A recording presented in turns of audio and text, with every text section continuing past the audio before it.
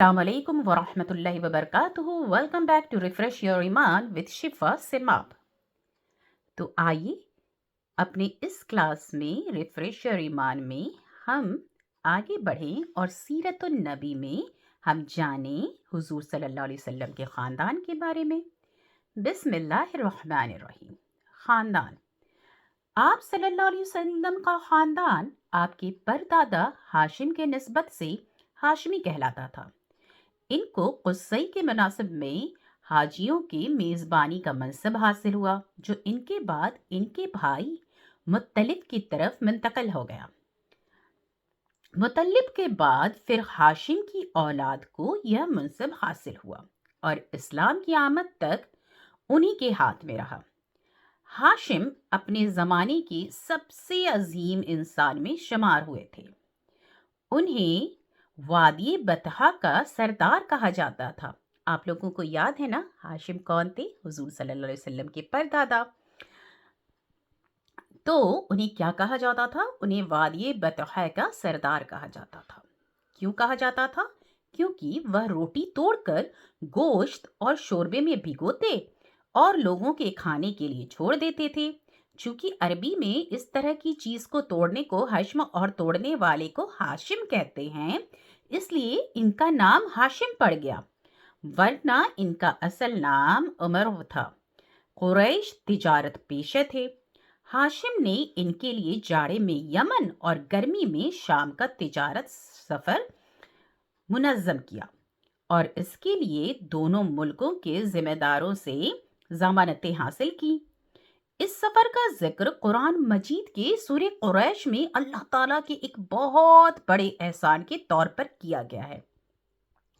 हाशिम एक बार तिजारत के लिए शाम जाते हुए यसरब, जो मदीना मनव्वरा कहा जाता है आज के दौर में मदीना, से गुजरे तो वहां बनु अदी बिन निजार की एक खातून सलामिया बिन्त उमर से शादी कर ली और कुछ अरसे ठहर कर मुल्क शाम चले गए। कौन सी खातून थी? सलमा बिन्त उमर से शादी कर ली और कुछ अरसे ठहर कर कहाँ चले गए? मुल्क शाम चले गए और वहीं सरजमीन फिलिस्तीन के मशहूर शहर गजा में इंतकाल कर गए। हुजूर सल्लल्लाहु अलैहि वसल्लम के जो दादा के अब्बू थे, परदादा। उनकी रवानगी के वक्त सलमा हामिला थी। बाद में बच्चा पैदा हुआ जिसके सर के बालों में सफ़ेदी थी, इसलिए इनका नाम शैबा रखा गया। यह बच्चा क्यों रखा गया शैबा? क्योंकि इनके सर के बाल में सफ़ेदी थी और ये थे हुजूर सल्लल्लाहु अलैहि वसल्लम के दादा। यह बच्चा मदीने में परवरिश पाता रहा, लेकिन मक्के में हाशिम के भाइयों और ख़ानदान के दूसरे लोगों को इसका इल्म नहीं था। 8 बरस बाद मुत्तलिब को इसका पता चला तो वह मदीना जाकर उसको अपने साथ ले आए। जब मक्के में दाखिल हुए तो लोगों ने समझा कि यह उनका गुलाम है। किनका गुलाम? हाशिम, जो हुजूर सल्लल्लाहु अलैहि वसल्लम के दादा थे, उनके चचा। वो उनको ले आए जब उनको पता चला कि वहाँ पे मदीना में ये पैदा हुए थे और परवरिश पा रहे थे। तो पर जब लेकर आए तो इनको जब साथ देखे लोग लाते हुए तो लोगों को लगा कि यह उनका गुलाम है।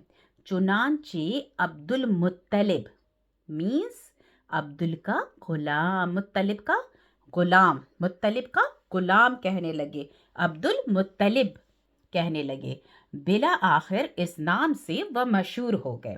ठीक है, तो इनका दो नाम हुआ, शैबा सफ़ेद बालों वाला और क्या? अब्दुल मुत्तलिब। अब्दुल मुत्तलिब बहुत खूबसूरत और अजीम इंसान थे। इनके दौर में इनके हममर्तबा कोई न हुआ। वह कुरैश के सरदार, मक्का के काफिला तिजारत के जिम्मेदार थे।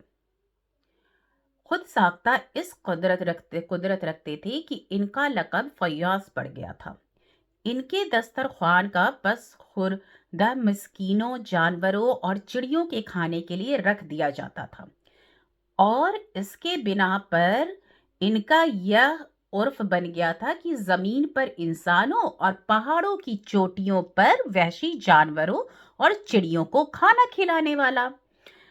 انہیں زمزم کے کنواں کھودنے کا شرف بھی حاصل ہوا۔ جی، اس کے بارے میں آپ کو سیرت النبی ریفریش اور ایمان میں بتا چکی ہوں پہلے، آپ وہ جا کے دیکھ سکتے ہیں ڈیٹیل میں۔ تو انہیں کیا حاصل ہوا تھا؟ انہیں زمزم کا کنواں کھودنے کا شرف بھی حاصل ہوا۔ کسے؟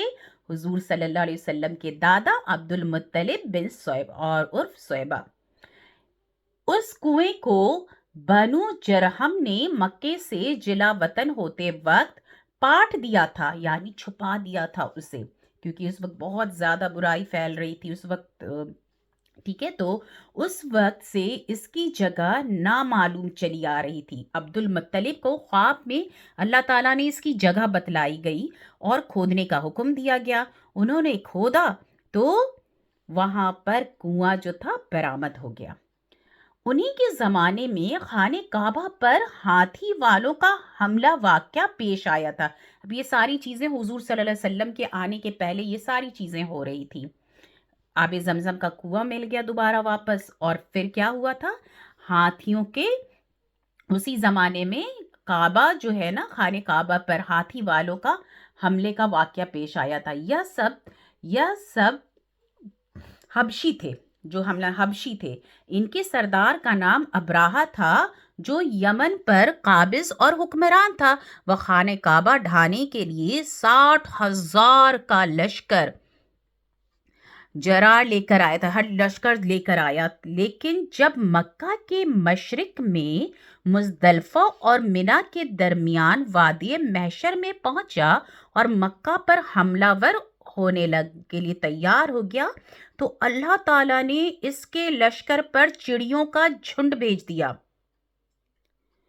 جنہوں نے اس پر کنکری ٹھیکری جیسی پتھر، کچھ اسٹون ٹائپ کا ہوتا تھا، اس پر برسا دیے، اور کیا ہوا کہ یہ وہیں بھوسے کی طرح ہو گیا، ڈھہ گیا۔ یہ واقعہ آپ کی پیدائش کے کہا جاتا ہے کہ 50 سے 55 دن پہلے پیش آئی۔ چڑیوں کے جھنڈ آئے اور کنکڑی جیسے چونچ میں لے کر نا پورے اس پہ مارا، اور وہ اتنی بڑی ہوتی ہوگی، وہ اللہ معلوم، اس زمانے میں بہت بڑا سائز تھا، جس سے وہ پورے کیا ہوئے، بہت بڑی چڑیا تھی وہ، اور پورا وہ ڈسٹرائے کر دیا ان کو۔ آپ صلی اللہ علیہ وسلم کے والد گرامی عبداللہ عبد المطلب کے سب سے خوبصورت، پاک دامن اور چہیتے لڑکے تھے عبد المطلب۔ یہ کون تھے؟ حضور صلی اللہ علیہ وسلم کے ابو عبداللہ کے والد گرامی عبداللہ عبد المطلب کے کس کے تھے؟ عبد المطلب کے بیٹے کون تھے؟ عبداللہ کون تھے؟ حضور صلی اللہ علیہ وسلم کے ابو، ٹھیک ہے، جو عبد المطلب کے بہت خوبصورت اور پاک دامن اور چہیتے لڑکے تھے۔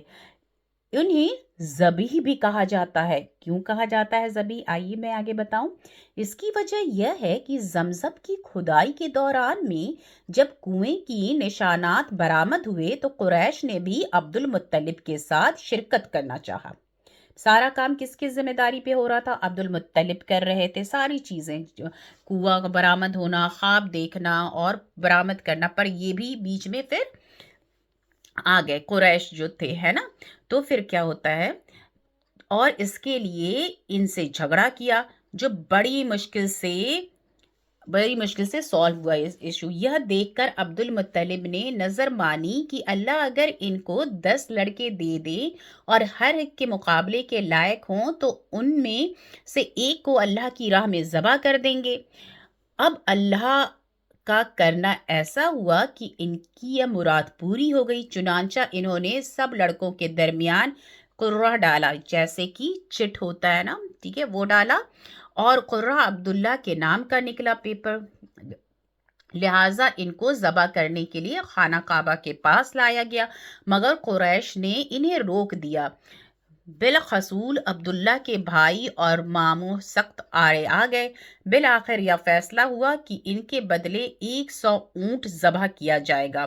चुनांचे अब्दुल मुत्तलिब ने ऐसा ही किया, इसलिए आप सल्लल्लाहु अलैहि वसल्लम को 2 ज़बीहों की औलाद कहा जाता है।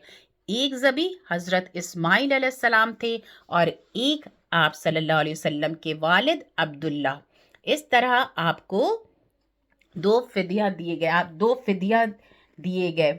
बुज़ुर्गों की औलाद कहा जाता है, क्योंकि हज़रत इस्माइल अलैहिस्सलाम को मेंढी का फ़िदिया दिया गया था और आपके वालिद को 100 ऊँटों का। अब्दुल्ला की शादी, तो फिर हमने यहाँ क्या देखा कि जब आबे ज़मज़म का कुआँ का जब फ़ैसला उस टाइम जब था, उस दौर में जब जाबे ज़मज़म कुछ दिन पहले, ये सारी चीज़ें हुज़ूर सल्लल्लाहु अलैहि वसल्लम की पैदाइश के पहले की है, तो वो दौर चल रहा था। तो फिर उस टाइम में जब उन्होंने नज़र मानी कि जब बेटे हो जाएँगे मुझे, आब ज़मज़म का जब वो हुआ था उस दौर में, तो नज़र जब मानी तो क्या हुआ? नज़र मानी थी कि एक बेटे को ज़बह करेंगे। अब अल्लाह के हुक्म से ये सारी चीज़ें क्या होती हैं? टेस्ट के लिए होती थी, है ना? ये चीज़ें टेस्ट के लिए होती थी कि मेरा बंदा कितना मतलब ईमान रखता, अपनी बात पे रहते हैं कि नहीं। तो इसीलिए उन्होंने उनकी बात अल्लाह अल्लाह से जो उन्होंने नज़र मानी तो वो बात रखी, पर अल्लाह को ये मंज़ूर नहीं था, है ना? अल्लाह तो टेस्ट ले रहे थे अल्लाह पाक। तो उसके बदले क्या हुआ? 100 ऊँट की कुर्बानी दी गई और हज़रत इस्माइल अलैहिस्सलाम के बदले भी कुर्बानी दी गई थी, इसलिए 2 ज़बीहों और 2 फ़िदिया देने वालों की औलाद कहा जाता है। अब्दुल्ला की शादी आमिना बिन्त वहब से हुई जो इस वक्त कुरैश की सबसे बुलंद पाया खातून थी। जो कुरैश है, मैंने स्टार्टिंग में बताया था, ये सारे ख़ानदान में आते हैं। हुज़ूर सल्लल्लाहु अलैहि वसल्लम के ख़ानदान भी कुरैश भी क्या था? उनके नस्ब में है। खातून थी। इनके बाप वहब बिन बनु ज़हर के सरदार और आली नस्ब के थे। आमना शादी के बाद उम्मीद सी हो गई। उधर कुछ अरसे के बाद अब्दुल मुत्तलिब ने अब्दुल्लाह को तिजारत के सिलसिले में मदीना शाम भेजा। वापस पर वह मदीना में इंतकाल कर गए और इन्हें नाबगा दुनिया ज़ुबियान के मकान में दफन कर दिया गया। इस वक्त तक आप पैदा नहीं हुए थे। तो आज यहीं तक रहने देते हैं और इंशाअल्लाह आगे नेक्स्ट में हम लोग हुज़ूर सल्लल्लाहु अलैहि वसल्लम की पैदाइश देखेंगे। और ये जो मैंने लिया है, ये रेफरेंस है तजल्लियात नबूवत से। तो इंशाअल्लाह नेक्स्ट क्लास में मुलाकात होगी। तब तक के लिए अस्सलाम वालेकुम वरहमतुल्लाहि वबरकातुहू।